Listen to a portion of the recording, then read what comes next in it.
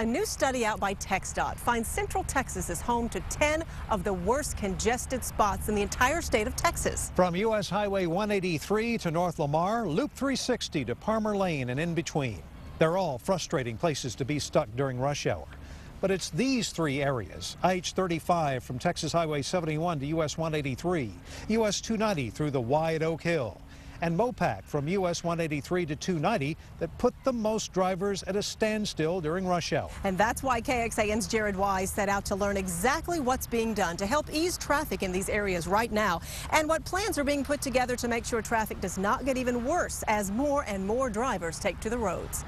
It was been really bad. MoPac has had few upgrades in the last few years. Most recently, TxDOT was able to add a northbound lane near Lady Bird Lake, simply by restriping. We tend to avoid MoPac North as much as possible. But the congestion continues.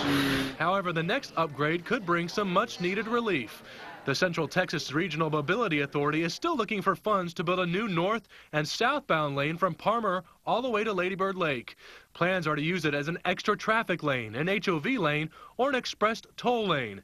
Construction on the $250 million project could start in 2013 and would take about 2 to 3 years to complete.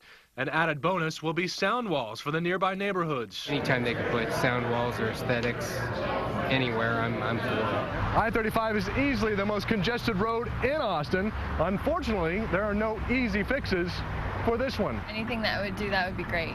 This highway's super scary. I-35 is a bigger problem spot for transportation agencies, simply because there's no room to widen the road, and adding more decks would be too expensive.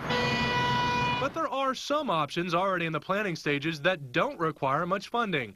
They include things like a reversible managed lane, varied speed lanes, and even building some roundabouts on existing overpasses, something that would still take a few years to get going. But I think there needs to be, like there is in Seattle, some kind of express lane where you don't stop and there's no exiting or entering, so the traffic flows better. That works out really well. A more radical idea proposed by a TxDOT subcommittee, moving all of I-35 to the 130 toll road, making that highway free and turning the existing I-35 into a partial toll road. The tough part is finding a solution that everyone can agree on. I'm against tolls on I-35. We're looking at roads that were built in the 50s, and the infrastructure dates from that time. For nearly 2 decades, plans have been off the table and then back on the table to build a freeway at the often congested Y at Oak Hill. Oh, it's absolutely much, much worse. But starting next summer, construction will finally begin here. The 290-71 split will be widened, eventually creating a continuous flow intersection. The funds come from a transportation bond package passed last year by Austin voters. However, an actual freeway here may still be 5 to 10 years away. The reason? Finding a way to fund it. But for drivers, it's not money they're necessarily worried about losing. It's time. You've lost 2 hours of your family time. For ATXpansion, Jarrod,